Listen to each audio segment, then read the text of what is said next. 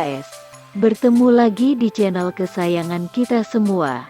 Di video kali ini, kita akan membahas hal menarik mengenai salah satu suku minoritas di Indonesia yang pada zaman dahulu hingga sekarang sering mendapatkan diskriminasi. Sebelumnya jangan lupa like, komen dan subscribe channel ini agar channel ini dapat terus berkembang dan dapat memberikan informasi penting bagi kalian semua. Kali ini kita kembali membahas mengenai etnis Tionghoa. Ternyata di Yogyakarta, etnis Tionghoa tidak diperbolehkan untuk memiliki tanah. Jikapun mereka memiliki tanah maka statusnya hanya hak guna bangunan (HGB) saja dan tidak boleh hak milik. Loh kok bisa? Iya dong. Berikut ini latar belakang mengapa etnis Tionghoa tidak boleh memiliki tanah di Yogyakarta. Ternyata alasan pelarangan warga keturunan Tionghoa tidak boleh memiliki tanah di Yogyakarta adalah faktor historis atau sejarah. Larangan ini termuat dalam Surat Instruksi Wakil Kepala Daerah Wagub Daerah Istimewa Yogyakarta Noka 898 IA 1975. Instruksi ini dikeluarkan langsung oleh Wakil Gubernur Yogyakarta saat itu, Pakualam 8. Instruksi ini merupakan bagian dari Undang-Undang Keistimewaan Yogyakarta yang diberikan pemerintah pusat. Selain itu, dalam kacamata sejarah, pada zaman dahulu terutama pada zaman kolonial Hindia Belanda, warga Tionghoa terkesan mengeksploitasi warga pribumi terutama warga pribumi etnis Jawa. Menurut cerita yang berkembang, pada zaman kolonial, warga Tionghoa sering masuk ke permukiman warga Jawa di Yogyakarta untuk menjual candu sehingga muncul kemarahan dari warga keturunan Jawa. Akibatnya meletusnya konflik antara warga keturunan Jawa dengan warga keturunan Tionghoa di Yogyakarta.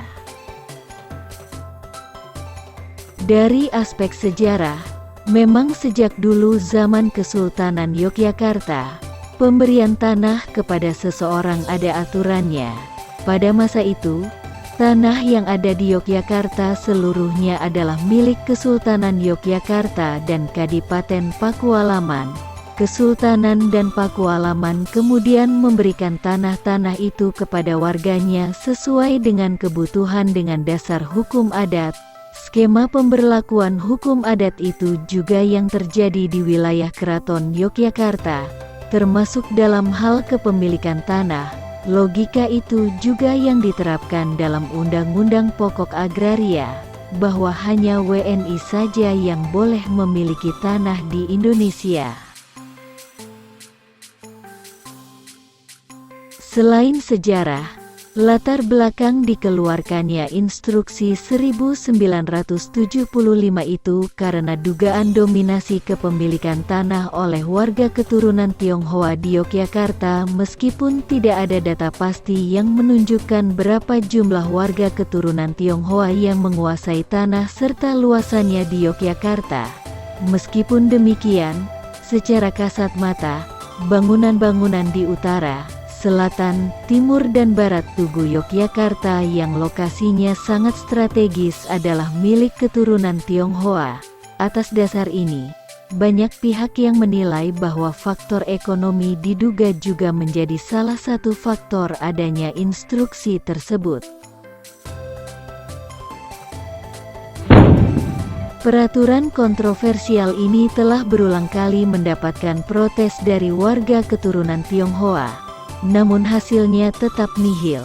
Pada tahun 2011, sejumlah orang dari Gerakan Nasional Anti Diskriminasi mengirim surat kepada Presiden terkait masalah kepemilikan tanah ini. Mereka meminta agar tidak ada perbedaan layanan pengurusan sertifikat tanah antara warga negara pribumi dan non-pribumi.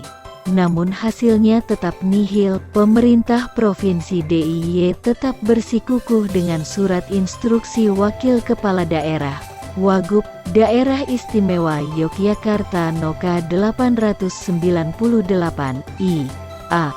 1975.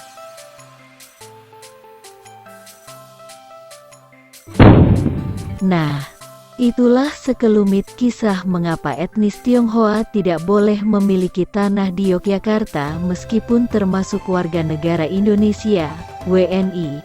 Semoga video ini dapat memberikan informasi penting bagi kalian semua. Terima kasih karena telah menonton video ini sampai selesai. Jangan lupa like, komen dan subscribe channel ini agar channel ini dapat terus berkembang. Salam Bhinneka Tunggal Ika. Sampai jumpa di video selanjutnya.